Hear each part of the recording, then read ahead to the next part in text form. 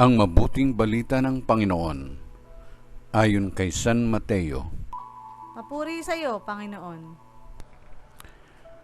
Noong panahong iyon, ang 11 alagad ay nagpunta sa Galilea, sa bundok na itinuro sa kanila ni Jesus.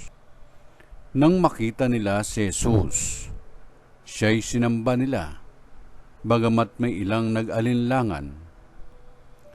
Lumapit si Jesus at sinabi sa kanila, "Ibinigay na sa akin ng lahat ng kapangyarihan sa langit at sa lupa.